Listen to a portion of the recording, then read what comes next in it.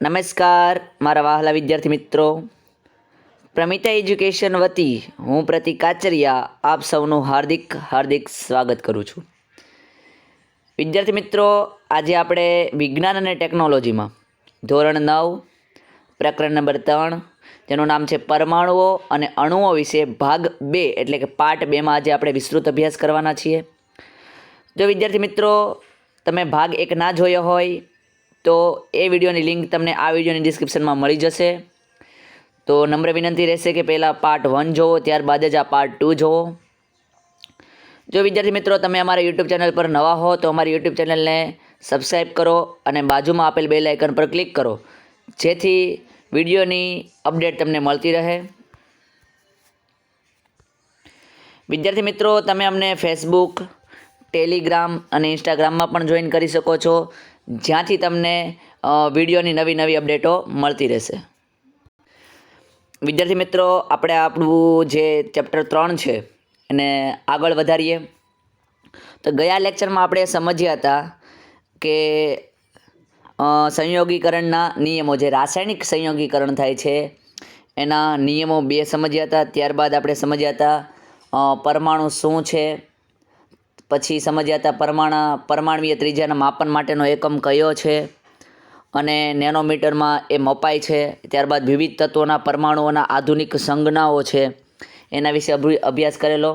ત્યારબાદ જે આધુનિક સમયમાં તત્વનું નામ અને સંજ્ઞા કેવી રીતે આપવામાં આવે છે, પ્રાચીન સમયમાં કઈ રીતના તત્વને નામ અને તેની સંજ્ઞા આપવામાં આવી હતી, એના વિશે આપણે વિસ્તૃત અભ્યાસ કરેલો હતો.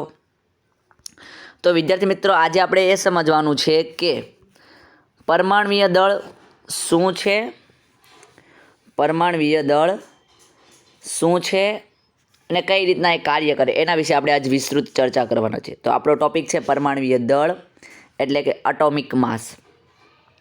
તો વિદ્યાર્થી મિત્રો પરમાણ્વીય દળ એટલે શું? તો કે પરમાણુ એટલે શું એ આપણને ખબર છે. તો કોઈ પણ પરમાણુ હશે એમનું કંઈક ને કંઈક તો દળ તો હશે જ ને, એ કંઈક ને કંઈક તો વજન હશે જ ને, એનું કંઈક ને કંઈક જગ્યા તો રોકતું જ હશે ને. તો એ જ આપણે આજે સમજવાનું છે કે જે નાનો એવો જે પરમાણુ હોય એનું દળ કેટલું હોય છે. તો સમજીએ, ડાલ્ટનના પરમાણ્વીય સિદ્ધાંતનો સૌથી વધુ નોંધનીય ખ્યાલ પરમાણ્વીય દળ હતો. એટલે કે જે ડાલ્ટનના પરમાણ્વીય સિદ્ધાંત આપણને આપ્યો એમાં સૌથી મહત્ત્વ હાઇલાઇટ શું થતું હતું? પરમાણ્વીય દળ હાઇલાઇટ થતું હતું. એના મત મુજબ એટલે કે ડાલ્ટનના મત મુજબ દરેક તત્વ લાક્ષણિક પરમાણ્વીય દળ ધરાવે છે. તો સ્વાભાવિક છે, કોઈ પણ તત્વ હોય એમાં પરમાણુ રહેલા હોય તો પરમાણુ તો દળ ધરાવે જ છે. અને એને જે સિદ્ધાંતો આપ્યા એના દ્વારા નિશ્ચિત પ્રમાણના નિયમને એટલી સારી રીતે સમજાવી શકાતો હતો કે જેનાથી વૈજ્ઞાનિકોએ પરમાણુનું દળ માપવા માટે પ્રેરિત થયા. એટલે ટૂંકમાં કહેવાનો મતલબ એવો હતો કે ડાલ્ટનના જે નિયમો હતા, જે સિદ્ધાંતો હતા, એમને એને આટલા બધા સારી રીતે સમજાવ્યા, જેના પરિણામે શું થયું? તો વૈજ્ઞાનિકો, જે બીજા વૈજ્ઞાનિકો હતા, એને એવું થયું કે નહીં, પરમાણુ છે એ કંઈક દળ તો ધરાવતો જ હશે, અને દળ ધરાવતો હોય તો એને માપવા માટે આપણે શું કરીશું એના વિશે વિચારવા માટે પ્રેરિત કર્યા. એટલે ટૂંકમાં જે વૈજ્ઞાનિકો છે એનું પરમાણુનું દળ માપવું છે એને પ્રેરણા ક્યાંથી મળે છે? કે ડાલ્ટનના જે પરમાણ્વીય સિદ્ધાંત છે એના પરથી મળે છે. પરંતુ વ્યક્તિગત પરમાણુનું દળ નક્કી કરવું પ્રમાણમાં ઘણું મુશ્કેલ કાર્ય હતું. શું થયું? તો પછી એ લોકોને તો પ્રેરિત તો થયા, પણ હાઇડ્રોજનનો પરમાણુ છે, ઓક્સિજનનો પરમાણુ છે, કાર્બનનો પરમાણુ છે, સલ્ફરનો પરમાણુ છે, તો આ જે બધાના વ્યક્તિગત એટલે કે આનું કેટલું દળ હશે, આનું પરમાણુય દળ કેટલું હશે, આ પરમાણુય દળ કેટલું હશે, આનું પરમાણુય દળ એટલે પરમાણુય દળ એટલે પરમાણુનું દળ, એટલે એનું નામ આપી દીધું પરમાણુય દળ. તો એનું પરમાણુય દળ કેટલું હશે એ મુશ્કેલ થયું. એટલે કે એને જે શોધવું, નક્કી કરવું એ ખૂબ જ મુશ્કેલ બન્યું. અને તેથી જ રાસાયણિક સંયોગીકરણના નિયમોના ઉપયોગ દ્વારા તેમજ ઉદ્ભવેલા સંયોજનો દ્વારા પરમાણુનું સાપેક્ષ દળ જાણી શકાયું. પરિણામે શું થયું? તો કે રાસાયણિક સંયોગીકરણ હતું, જે રાસાયણિક સંયોગીકરણના જે બે નિયમો હતા એના આધારે જે સંયોજનો ઉદ્ભવતા હતા અને એનો ઉપયોગ કરી સાપેક્ષ દળ જાણી શકાયું. જો વ્યક્તિગત દળ, પરમાણુય દળ હતું એ જાણી શકાયું નહીં, પણ સાપેક્ષ દળ જાણી શકાયું. સાપેક્ષ એટલે શું એ પહેલાં આપણે સમજવાનો પ્રયત્ન કરીએ. અહીંયા એક આ પરમાણુ છે, અહીંયા બીજો પરમાણુ છે, અથવા ધારી લો કે આ એક વસ્તુ છે, આ બીજી વસ્તુ છે. આનું વજન 2 કિલો છે, આનું વજન આપણને ખબર નથી. તો હવે આપણે શું કરીએ, આના 4 ભાગ પાડીએ. કેટલા ભાગ પાડીએ? 4 ભાગ પાડીએ. એમાંથી આ એક ભાગનું જે વજન છે ને એનું વજન, આ એક ભાગનું જેટલું વજન છે એટલું વજન આનું છે. એટલે ટૂંકમાં જો ફરીથી સમજાવું તો કહી શકીએ કે ધારી લો કે અહીંયા છે એ વસ્તુ છે, અહીંયા બી વસ્તુ છે. તો બી વસ્તુના આપણે 4 ભાગ પાડીએ છીએ. કેટલા ભાગ પાડીએ છીએ? 4 ભાગ પાડીએ છીએ. અને એ છે એ આખો છે. તો બીનો જેટલો આ ચોથો ભાગ છે, આ જેટલો ભાગ છે એનું જેટલું દળ છે એટલું દળ એનું છે, આનું છે. અને બંને સરખા છે. તો આપણે શું કહી શકીએ કે આનું દળ એટલે કે બીના એનું દળ કેટલું છે, તો કે જે આ બી છે એના ચોથા ભાગ જેટલું છે. એટલે આપણને ખબર પડી કે એનું દળ કેટલું છે. તો એક્ઝેક્ટ આપણને ખબર ન પડી, પણ એટલી ખબર પડી કે બી છે ને, બીનો કોઈ એક કટકો કરીએ, 4 કટકામાંથી એક કટકો લઈએ, એ કટકા જેટલું એનું વજન છે. એટલે કે સાપેક્ષ વજન થયું. કહીશું સાપેક્ષ દળ થયું કે વજન થયું. એટલે અહીંયા આપણે એવું કહી શકીએ કે બીનું વજન આપણને ખબર હોય તો જ આપણે એનું વજન જાણી શકીએ. એટલે કે અહીંયા આપણે એનું વજન ખબર હોવી જોઈએ, પણ કેના આધારે ખબર પડે? બીના આધારે ખબર પડે. બી ન હોય તો આપણને એનું વજન સમજી શકીએ નહીં, આપણને ખબર પડે નહીં. એટલે કે એટલું જ કહેવા માગે છે કે 2 પદાર્થો આપણને આપેલા હોય, એમાંથી એકનું વજન જો આપણને ખબર હોય તો જ આપણે બીજાનું વજન જાણી શકીએ. એટલે કે દળ જાણી શકીએ, અને સાપેક્ષ દળ એવું કહેવાય. એટલે કે એના આધાર ઉપરથી આપણને ખબર પડે કે ડાયરેક્ટ એનું વજન કેટલું છે, એનું દળ કેટલું છે, બીનું દળ કેટલું છે એ ખબર નથી પડતી.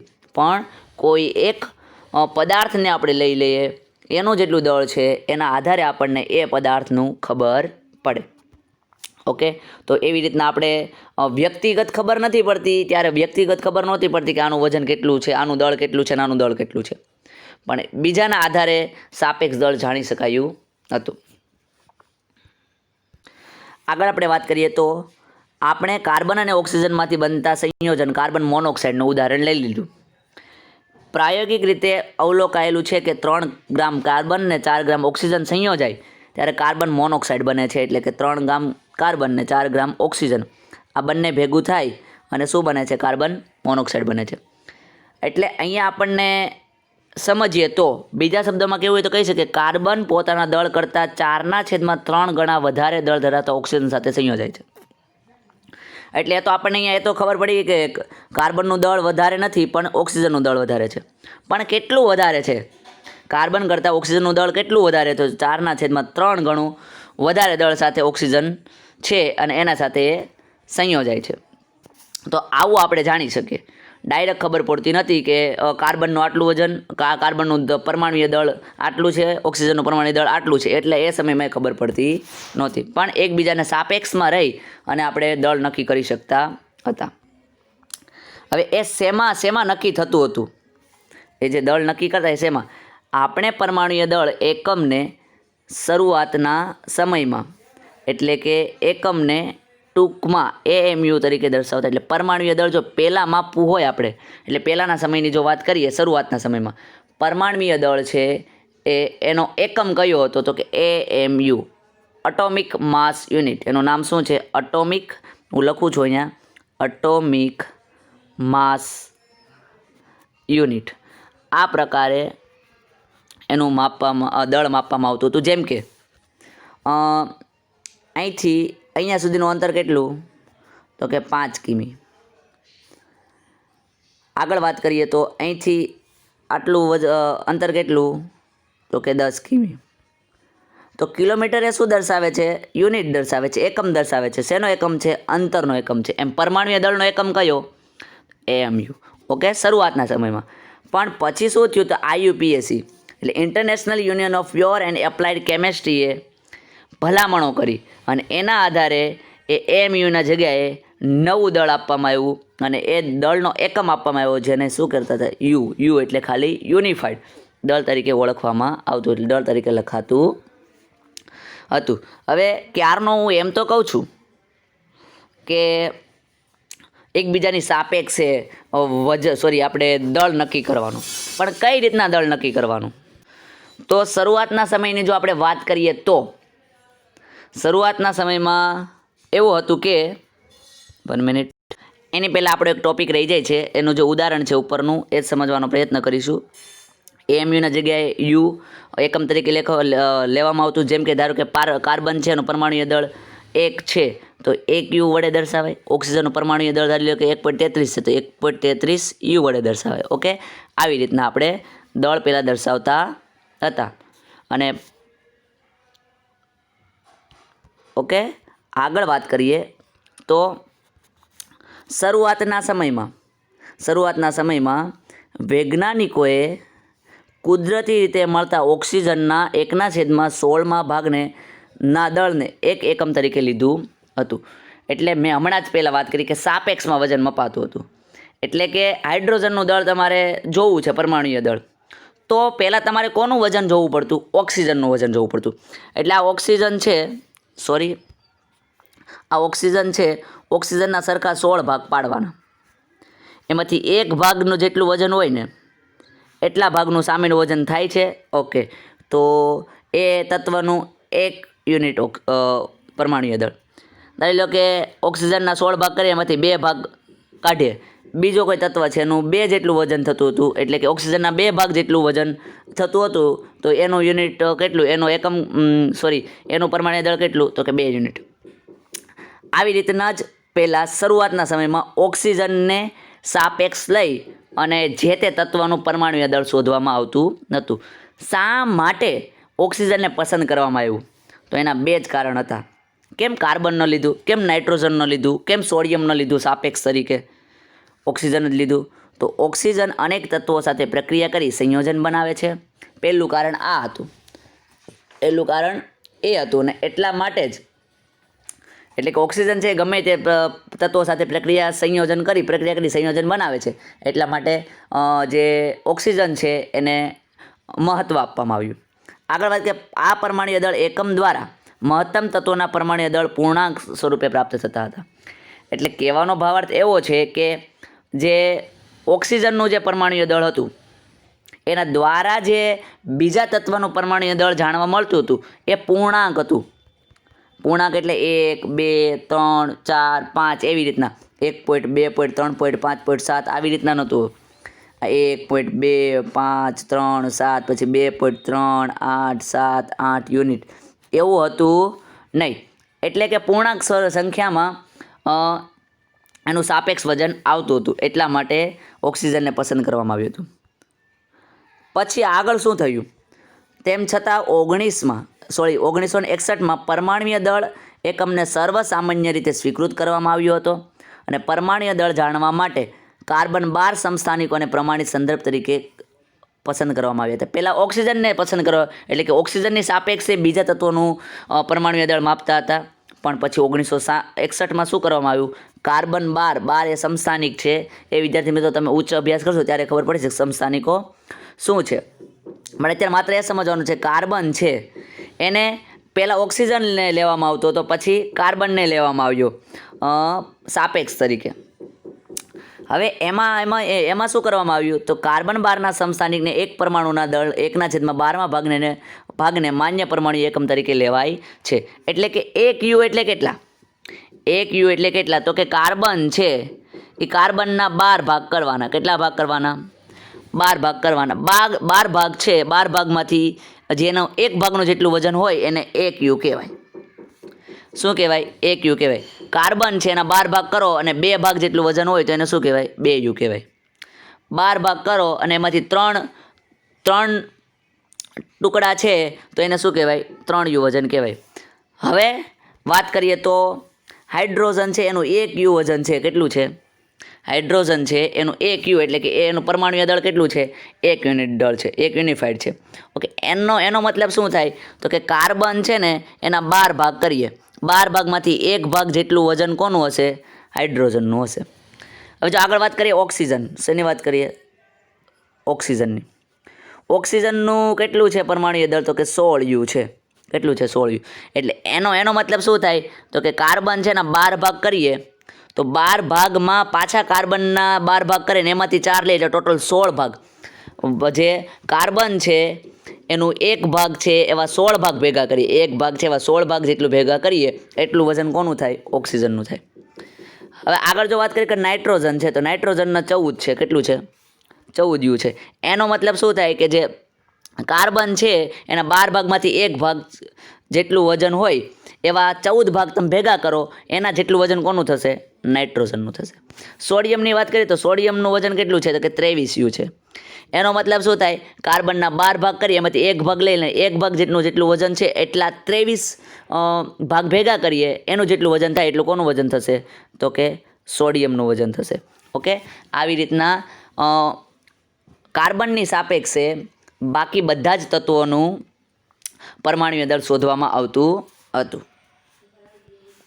હતું ને બેટા? આવે છે. ત્યારે આવી રીતના જ આપણે પરમાણુય દળ શોધીએ છીએ.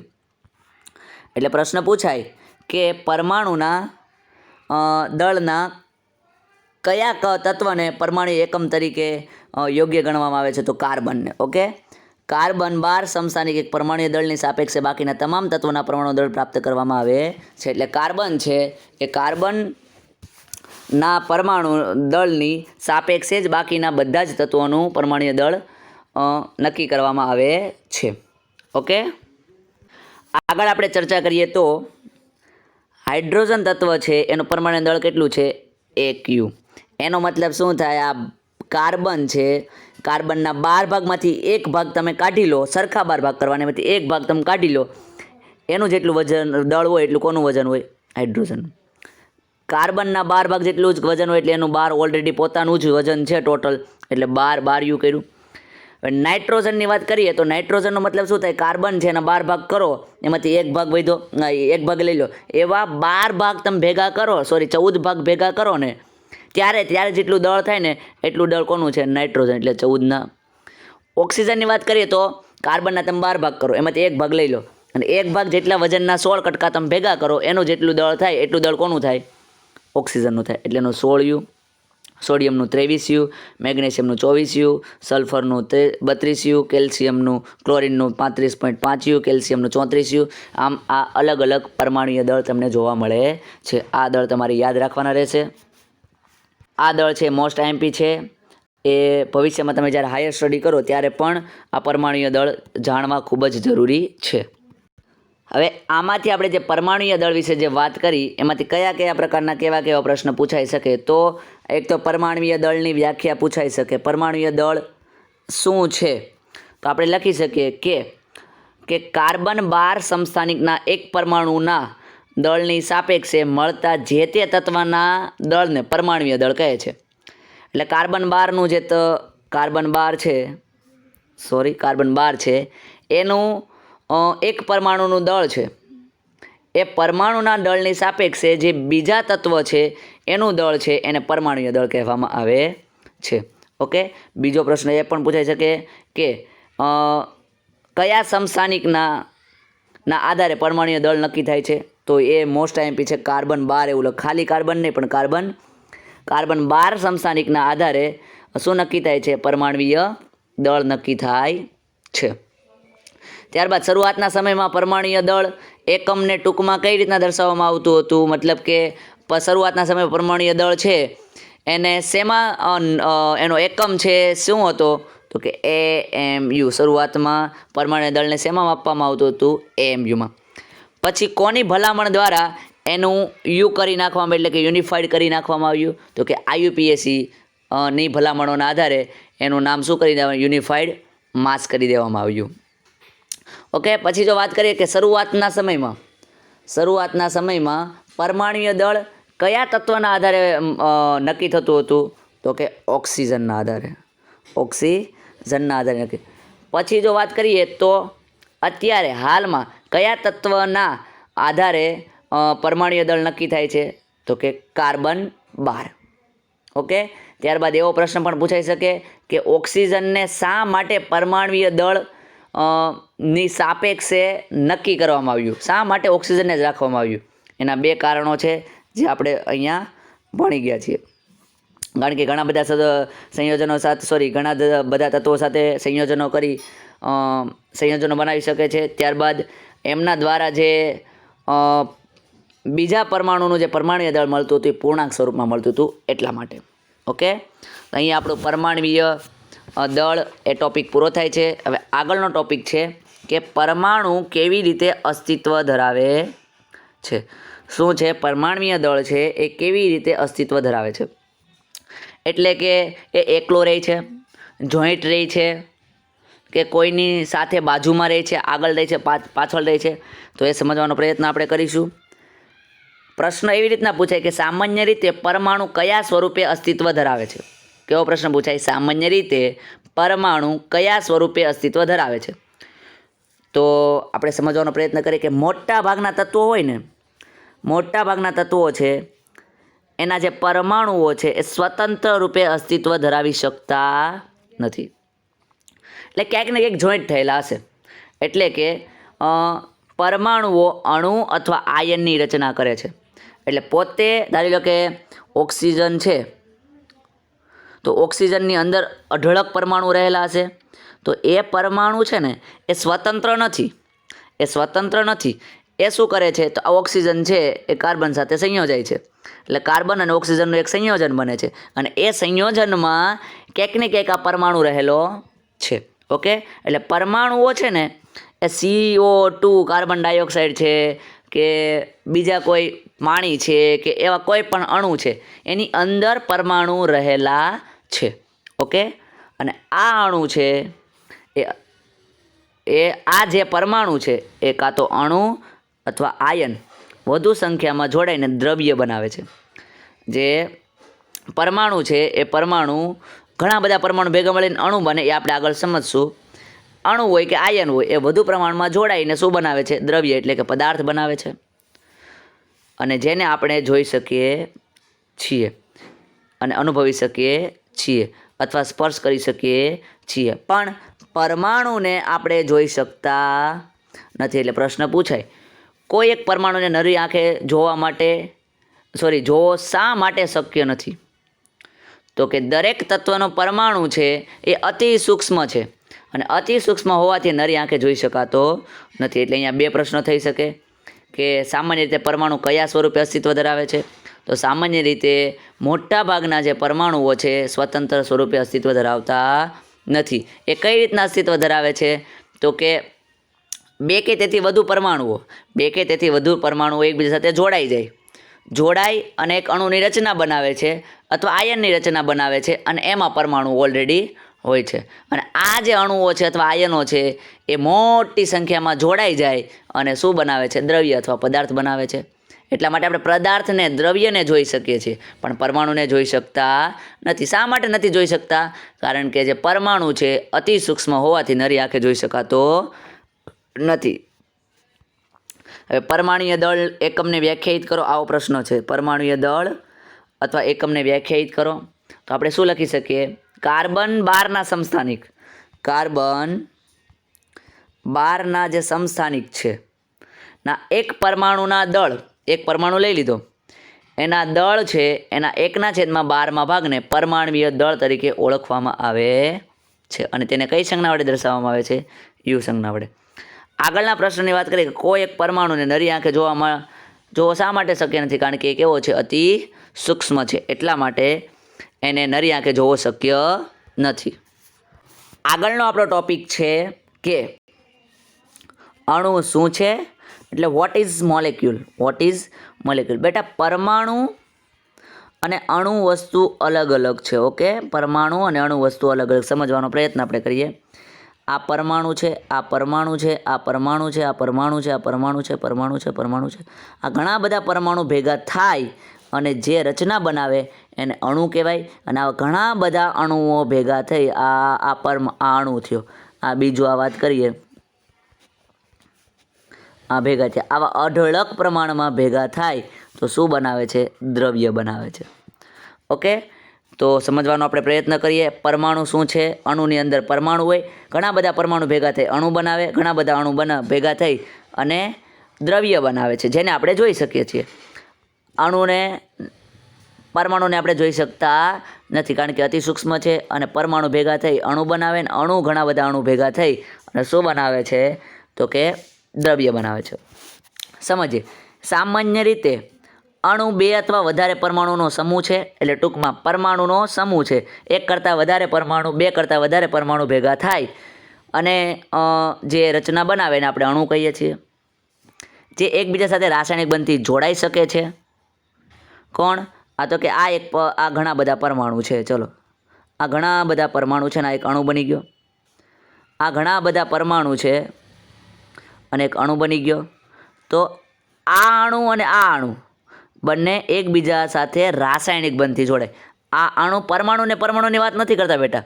અણુ અને અણુ છે એકબીજા સાથે રાસાયણિક બંધ, અહીંયા બંધ બનાવે અને એકબીજાને જોડાઈ જાય. સપોઝ ધારી લો કે અહીંયા હાઇડ્રોજનનો પરમાણુ છે. બરાબર સમજવાનો પ્રયત્ન આપણે કરીશું કે અહીંયા હાઇડ્રોજનનો પરમાણુ છે. આ હાઇડ્રોજનનો પરમાણુ, આ હાઇડ્રોજનનો પરમાણુ, આ હાઇડ્રોજન પરમાણુ, ઘણા બધા હાઇડ્રોજનનો પરમાણુ ભેગું થઈ અને આ હાઇડ્રોજનનો અણુ બનાવ્યો. ઓકે, હવે એવી રીતના અહીંયા આ હાઇડ્રોજન છે, આ હાઇડ્રોજન છે, હાઇડ્રોજન છે, હાઇડ્રોજન છે, હાઇડ્રોજન છે, ઘણા બધા ભેગા થઈ અને અણુ બનાવ્યો. તો આ અણુ અને આ અણુ બંને ભેગા થઈ અને શું બનાવે છે?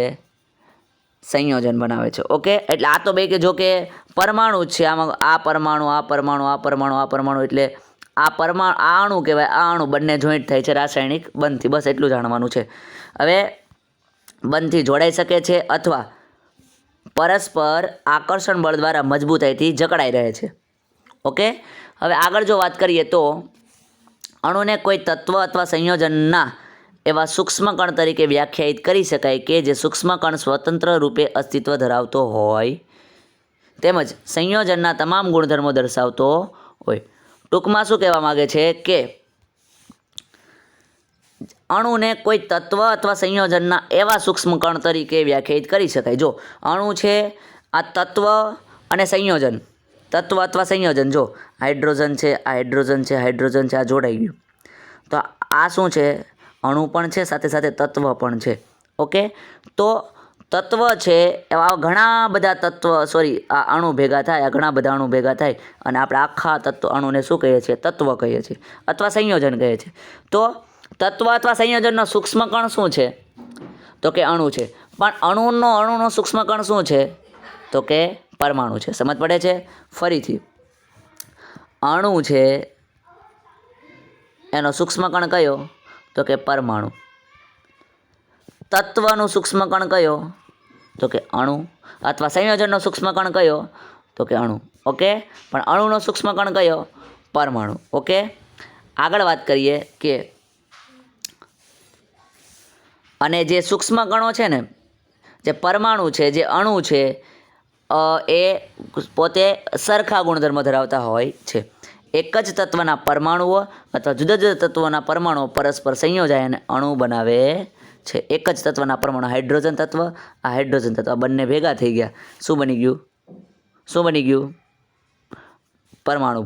અણુ બની ગયું. ઓકે, હવે ધારી લો કે આ હાઇડ્રોજન છે, આ હાઇડ્રોજન છે અને આ ઓક્સિજન છે. આ ત્રણેય ભેગા મળે શું બનાવે? H2O. એટલે શું બની ગયો? અણુ બની ગયું. ઓકે, સરખા પરમાણુ હોય તો પણ અણુ બને છે. જુદા જુદા આ જુદો અને આ બંને સરખા પણ કહેવાય તો જુદા જુદા ને, તો એ સંયોજાઈને શું બનાવે છે? અણુ બનાવે છે. એટલે પ્રશ્ન પૂછાય કે સમજાવો અણુ અથવા અણુ વિશે ટૂંક નોંધ લખો અથવા અણુ વિશે સામાન્ય માહિતી આપો. 2 માર્ક્સમાં આવો પ્રશ્ન પૂછાઈ શકે છે. તો અહીંયા સુધી જે આપણે સમજાવ્યું આટલું લખવાનું રહે છે. ઓકે, સારું, ચલો આગળ. તત્વના અણુઓ સમજીએ. તત્વના અણુઓ આપણને ખબર છે તત્વમાં અણુ રહેલા છે અને અણુની અંદર પરમાણુ રહેલા છે. ઓકે, તો હવે ટૂંક નોંધ પૂછાય કે પરમાણ્વિતા શું છે? પરમાણ્વિતા શું છે એના વિશે ટૂંક નોંધ લખો. તો આપણે અત્યારે જે સમજાવીએ છીએ એ લખવાનું રહેશે. ઓકે, તો તત્વના અણુઓ વિશે પણ તમે ટૂંક નોંધ લખો તો પણ આપણે લખવાનું રહે છે. ઓકે, તો સમજીએ કે કોઈ પણ તત્વના અણુઓ એક જ પ્રકારના પરમાણુઓ દ્વારા બને છે. જેમ કે વાત કરીએ હાઇડ્રોજનનો અણુ હોય એનો મતલબ શું થાય? હાઇડ્રોજન ને હાઇડ્રોજન આ બે ભેગા થઈ અને શું બનાવ્યું? હાઇડ્રોજનનો અણુ બનાવે છે. ઓક્સિજનની વાત કરીએ તો ઓક્સિજન ને ઓક્સિજન ભેગા થઈ શું બનાવે છે? ઓક્સિજનનો અણુ બનાવે છે. ઓકે, ત્યારબાદ નાઇટ્રોજન ભેગા થઈને શું બનાવે છે? નાઇટ્રોજનનો અણુ બનાવે છે. એટલે કોઈ પણ તત્વ હોય એના અણુઓ છે ને એ એક જ પ્રકારના પરમાણુમાંથી બને. ઓક્સિજનનો પરમાણુ છે તો આપણે એમ કહીએ કે ઓક્સિજનનો અણુ, તો આપણે એમ સમજવાનું એક O હશે ને એક H હશે, એક O હશે ને એક નાઇટ્રોજન હશે, એવું સમજવાનું નહીં. અણુનો મતલબ શું થાય? કોઈ એક તત્વ છે એનું અણુ મતલબ શું થાય? કે એમાં એના જ પરમાણુ રહેલા હશે. આર્ગોન, અહીંયા આપણને એક ઉદાહરણ આપેલું છે આર્ગોનનો અણુ એટલે શું? એમાં આર્ગોન જ હશે. હિલિયમનો અણુ એટલે શું? એમાં હિલિયમના જ પરમાણુ હશે. ઓકે, વગેરે જેવા અનેક તત્વોના અણુ તે જ પ્રકારના એક જ પ્રકારના પરમાણુ દ્વારા તૈયાર થાય છે, એટલે કે એનો જ પરમાણુ જોવા મળે. પરંતુ મોટાભાગના અધાતુ તત્વોમાં આવું બનતું નથી. ઉદાહરણ તરીકે ઓક્સિજનનો એક અણુ છે, તો એક અણુ છે એ ઓક્સિજનના 2 પરમાણુથી બનેલો છે. એટલે ઓક્સિજનનો આ ઓક્સિજન છે અને આ ઓક્સિજન છે, એ બંને ભેગા થઈને O2 બનાવે છે. એટલે કે ઓક્સિજનનો અણુ છે એ કેટલા પરમાણુનો બનેલો છે? 2 પરમાણુનો. તેથી જ તે દ્વિપરમાણીય અણુ તરીકે ઓળખાય છે. પ્રશ્ન પૂછાય દ્વિપરમાણીય અણુ શા માટે કહેવાય? કારણ કે એમાં 2 ઓક્સિજનના પરમાણુ રહેલા છે. જો 2ના બદલે 3 ઓક્સિજન પરમાણુ સંયોજાય તો ઓઝોન મળે છે. એટલે કે 1, 2 અને 3 ઓક્સિજન ભેગા થયા તો શું મળે છે? ઓઝોન અણુ બને છે. એટલે એનું નામ શું આવે છે? ઓઝોન. O2 હોય તો ઓક્સિજન કહેવાય, પણ O3 હોય તો શું કહેવાય? O3 હોય તો શું કહેવાય? ઓઝોન કહેવાય. આમ આપણે કહી શકીએ કે કોઈ પણ અણુના બંધારણમાં રહેલા પરમાણુની સંખ્યા તે અણુની પરમાણ્વીયતા કહે છે. એટલે પરમાણ્વીયતા એટલે શું? પરમાણ્વીયતા એટલે એવું કે કોઈ પણ અણુના બંધારણમાં, ઓક્સિજન અણુનું બંધારણ શું છે? O2. તો એમાં કેટલા ઓક્સિજન રહેલા છે? 2. તો એને શું કહેવાય? પરમાણ્વીયતા કહેવાય. ઓકે, એટલે ઓક્સિજનમાં કેટલા અણુ હશે? 2 અણુ હશે. ઓકે, આમ ધાતુઓ અને કાર્બન જેવા અન્ય તત્વોમાં સરળ બંધારણ ધરાવતા નથી. ધાતુઓ અને કાર્બન જેવા અન્ય તત્વો સરળ બંધારણ ધરાવતા નથી. તેમાં વધુ મોટી અને અનિશ્ચિત સંખ્યામાં પરમાણુ એકબીજા સાથે બનતી જોડાયેલા હોય છે. આપણે ચાલો કેટલાક તત્વોની પરમાણ્વીયતા ચકાસીએ તો જોઈએ. અધાતુ તરીકે આર્ગોન છે, તો આર્ગોનનો અણુ એટલે શું? તો કે આર્ગોન એક હોય, બીજો આર્ગોન હોય, ત્રીજો આર્ગોન હોય. પણ એનો મતલબ આપણે સમજવાનો પ્રયત્ન કરીએ કે આર્ગોન છે એક પરમાણ્વીય છે. એટલે એક આર્ગોન છે, આ બીજો આર્ગોન છે, આ ત્રીજો આર્ગોન છે, એ ક્યારે Ar2 સ્વરૂપે જોવા મળતા નથી. એટલે Ar ભેગા ન હોય, Ar આર્ગોન અલગ જ હોય. એટલે એમ આપણે આર્ગોન છે એની પરમાણ્વીયતા કેટલી થઈ? 1 થઈ. હિલિયમની વાત કરીએ તો આ હિલિયમ તત્વ છે, તો આ હિલિયમ ત્રણેય પરમાણુ અલગ અલગ હશે, તો આપણે એને અણુ પણ કહી શકીએ. એટલે હિલિયમ છે એની 1 પરમાણુય અણુ છે. ઓક્સિજન છે ને દ્વિપરમાણુય અણુ છે. કેવો અણુ છે? દ્વિપરમાણુય અણુ છે. એટલે કે એની પરમાણુયતા કેટલી છે? 2 છે. એટલે ઓક્સિજન છે ને, ઓક્સિજન વત્તા ઓક્સિજન બરાબર O2. એટલે ક્યારેય ઓક્સિજન છે સામાન્ય રીતે હવામાં O સ્વરૂપે હોતો નથી. કેવા સ્વરૂપે હોય છે? O2 સ્વરૂપે જ હોય છે. એટલે 1 પરમાણુય. આર્ગોન ક્યારેય Ar2 સ્વરૂપે, એટલે આર્ગોન 2 સ્વરૂપે નથી હોતો. કેટલા સ્વરૂપે હોય છે? 1 પરમાણુય, એટલે કે 1 સ્વરૂપે જ હોય છે. એટલે કે એક જ પરમાણુનો બનેલો હોય છે. આ તો અહીંયા નાઇટ્રોજનની આપણને આપેલી છે, હાઇડ્રોજનની દ્વિપરમાણુય, ફોસ્ફરસની આપેલી છે. ફોસ્ફરસ છે ને ચતુપરમાણુય છે. એટલે ફોસ્ફરસ છે ને હંમેશા P4 તરીકે, એટલે કે 4 P સાથે જ હોય. ઓક્સિજન કેમ 2 સાથે જ હોય? ઓક્સિજનના 2 પરમાણુ સાથે જ હોય, એમ Pના 4 પરમાણુ સાથે જ હોય. નાઇટ્રોજન દ્વિપરમાણુ એટલે N2, એટલે નાઇટ્રોજનના 2 પરમાણુ સાથે જ હોય. હાઇડ્રોજન H2, એટલે એ સાથે જ હોય. ત્યારે H અલગ ને બીજો H અલગ ન હોય. H2 એટલે આપણે હાઇડ્રોજન અણુ કહે કે હાઇડ્રોજન પરમાણુ કહે.